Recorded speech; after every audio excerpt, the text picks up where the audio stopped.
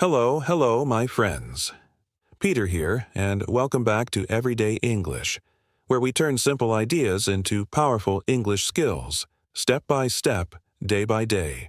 In today's episode, we're launching our brand new series on creative thinking and sentence creation, and I promise you by the end of this chat, you will see how a super simple tool can transform your English from short, basic phrases into long, descriptive, and natural sentences. Ever stared at a photo of someone eating a burger and thought, "He's eating?" Yeah, me too. But what if you could say so much more? We're talking depth, imagination, context, everything that makes your English sound like you're telling a vivid story. The secret? 5 little words we call the 5 W's. Who, what, when, where, why. Today, we'll walk through the entire method, apply it to 5 different images, build sentences step by step, and even chat about how you can grab an extra resource if you want it. Along the way, I'll ask you to imagine, to pause, to join in, because this is all about real-life practice, not boring lectures. So, grab your notebook, find a comfy spot, and let's dive into creative thinking and sentence creation. First things. First, what are the 5 W's? Think back to school. Journalists and detectives always ask these questions to uncover the full story. We're borrowing that same tool for English sentence building. Who is involved? What is happening? When is it taking place? Where is the setting? Why is this action happening?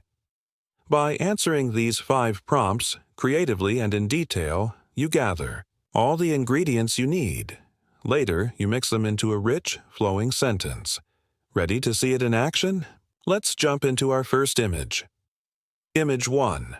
Man eating a hamburger picture in your mind. A man sitting on a bench, savoring a big, juicy hamburger. Now let's break it down with the 5 W's. Who? A man, a black man, perhaps in his late 20s, wearing a casual t-shirt and jeans. What? He's eating a hamburger, biting into it, enjoying each mouthful. When? It looks like daytime, warm sunlight, maybe lunchtime around 12 or 1 p.m. Where? Outdoors, on a wooden bench in a park or plaza. Why? He wants to enjoy a quick, casual meal in a relaxed setting, perhaps on a break from work or a stroll. Great. Now let's build sentences. Basic. Who plus what? A man is eating a hamburger. Intermediate. Who plus what plus? When? A man is eating a hamburger during the day. Advanced. Who plus what plus when? She was. Where? A man is eating a hamburger during the day on a park bench. Full, all 5 W's.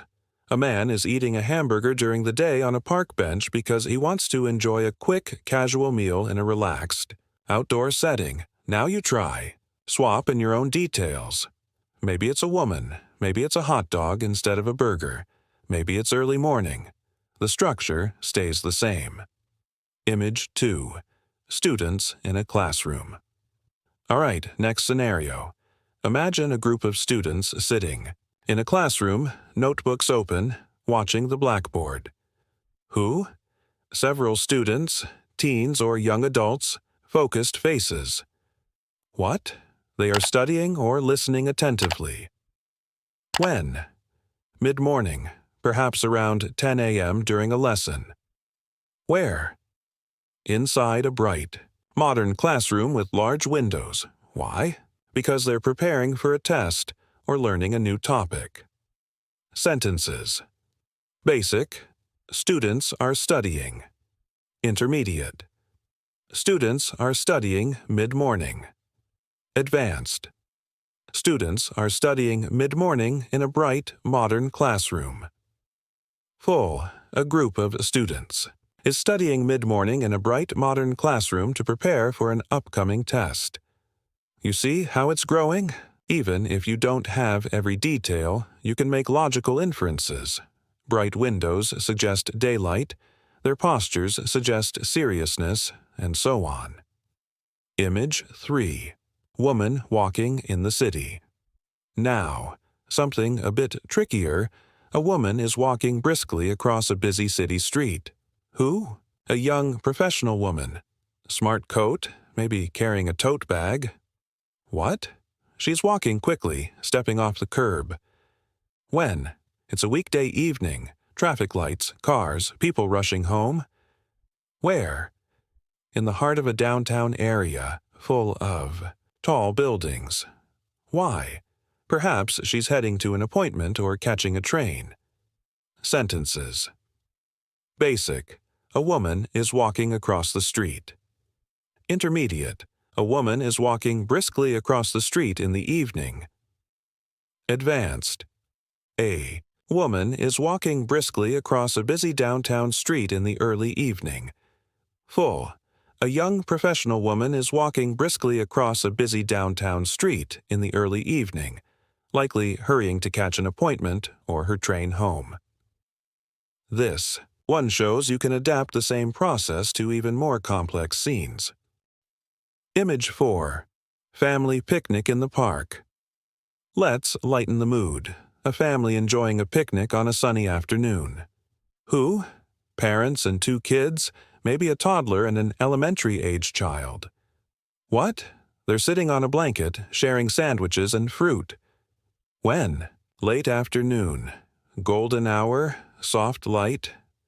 Where? Under a large oak tree in a public park. Why? They're spending quality time together, celebrating a weekend outing. Sentences. Basic. A family is having a picnic. Intermediate. A family is having a picnic late in the afternoon. Advanced. A family is having a picnic late in the afternoon under a large oak tree. Full. A family of 4 is having a picnic late in the afternoon under a large oak tree in the park, enjoying sandwiches and fruit while celebrating a relaxing weekend outing. Notice how each element adds warmth and atmosphere. Image 5. Artist. Painting on a rooftop. Last image for today. An artist setting up an easel on a rooftop at sunset. Who? A painter, perhaps wearing a hat with paintbrushes. What? They're painting on a canvas, mixing colors. When? Sunset, orange and pink sky. Where? On a rooftop terrace overlooking a city skyline. Why? To capture the beautiful evening light and cityscape. Sentences. Basic. An artist is painting. Intermediate. An artist is painting at sunset. Advanced. An artist is painting at sunset on a rooftop. Terrace. Full. An artist is painting on a rooftop terrace at sunset, mixing vibrant colors to capture the soft glow of the city skyline below. This one shows creative potential even in a dramatic, artistic scenario. Building flexibility and creativity. Peter. Now, you've seen 5 different scenes and how each can be expanded using the 5 W's. But here's the golden nugget. You can apply this to any situation or image, your own photos, your daily routines, movie scenes, you name it. The key is to observe details, make logical inferences, and combine your answers into cohesive sentences. Don't just answer the obvious. Ask yourself how the scene feels, what might be going on behind the surface, and let your creativity flow. Beyond the podcast, extra practice, Peter. Now, if you're loving this method and want more exercises, there's an ebook out there called How to Make Long Sentences in English. It's packed with image prompts, practice worksheets, and more step-by-step guidance. If you're curious, you can find that resource online. Just search for it and you'll see how it complements what we're doing here. No pressure, though. Everything we cover in these episodes gives you a solid start. Plus, every week, I'll offer new scenarios so you can keep sharpening your creative sentence skills. Before we wrap up, I want to share a quick story. When I first started teaching English, I realized that students often felt stuck with basic phrases, like they were coloring with just one crayon.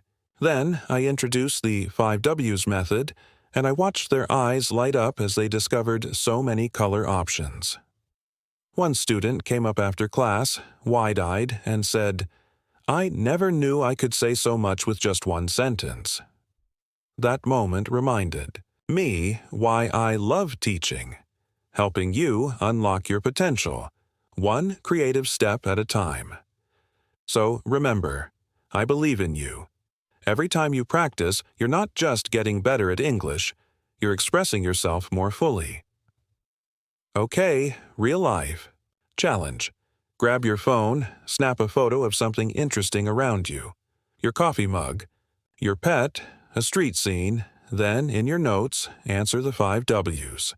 Finally, build a short sentence and a long sentence and say them out loud. Come on, give it a try. Tag me on social media if you want. I'm always excited to see what you create. If you enjoyed this episode, please like, share, and subscribe to Everyday English. And don't forget to leave a comment with the sentence you created from your own photo. That's how we all learn together. I'm Peter, reminding you, your voice matters, your words matter, and with just a few simple questions, you can make every sentence count. Keep imagining, keep building, and I'll see you next time on Everyday English.